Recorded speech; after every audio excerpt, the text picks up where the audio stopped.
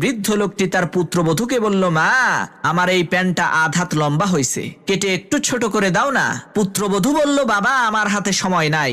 এরপর সেই লোকটি তার নিজের মেয়েকে বলল, মারে, আমার এই প্যান্টটা আধ হাত লম্বা হয়েছে, কেটে একটু ছোট করে দাস না। তার নিজের মেয়েও বলল, বাবা, আমার হাতে সময় নাই। তখন সেই বৃদ্ধ লোকটা মন খারাপ করে বাড়ি থেকে চলে গেল।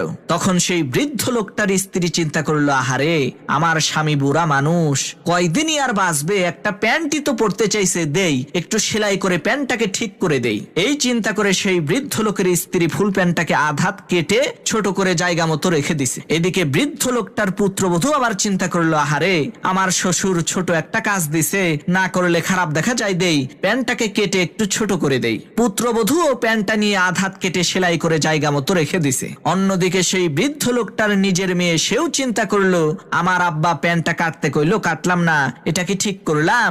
যাই প্যান্টটা কেটে একটু